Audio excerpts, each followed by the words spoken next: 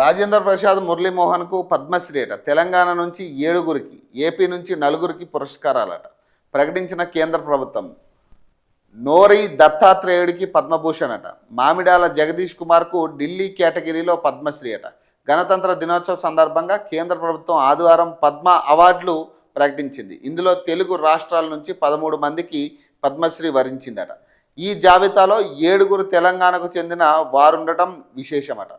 వీరిలో డాక్టర్ కుమారస్వామి తంగరాజ్, రామ్రెడ్డి మామిడి, దీపికా రెడ్డి, గూడూరు వెంకట్రావు, కృష్ణమూర్తి, బాలసుబ్రహ్మణ్యన్, అలాగే పాలకొండ విజయ్ ఆనంద్ రెడ్డి, చంద్రమౌళి, గడ్డ మనుగు ఉన్నారు. కుమారస్వామి తంగరాజ్ సిసిఎంబి శాస్త్రవేత్తగా, రామ్రెడ్డి పశుసంవర్ధన పాడి పరిశ్రమ అభివృద్ధికి విశేషంగా కృషి చేశారు.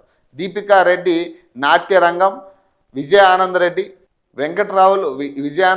వెంకట్రావులు వైద్య రంగం, కృష్ణమూర్తి బాలసుబ్రహ్మణ్యన్, కుమారస్వామి తంగరాజ్, అలాగే చంద్రమౌళి గడ్డ మనుగు ఈ ముగ్గురు సైన్స్ అండ్ ఇంజనీరింగ్ రంగానికి చెందినవారు. మరోవైపు ఏపీ నుంచి సినీ నటులు మురళీమోహన్, రాజేంద్ర ప్రసాద్, వెంపాటి కుటుంబం శాస్త్రి, అలాగే గరిమెల్ల బాలకృష్ణ ప్రసాద్లకు పద్మశ్రీ అవార్డు దక్కాయి. యుఎస్ కేటగిరీలో తెలుగు వ్యక్తి ప్రముఖ oncologist Nori దత్తాత్రేయుడికి Padma Bhushan award వరించిందట.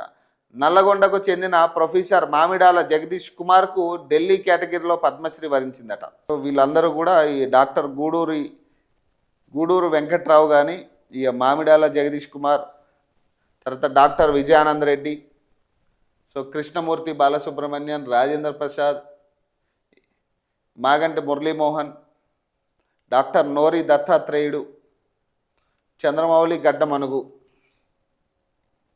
So Deepika Reddy, మామిడి రామ్రెడ్డి, సో వీళ్ళని పద్మశ్రీతో సత్కరించనున్నది ఈరోజు కేంద్ర ప్రభుత్వం కూడా.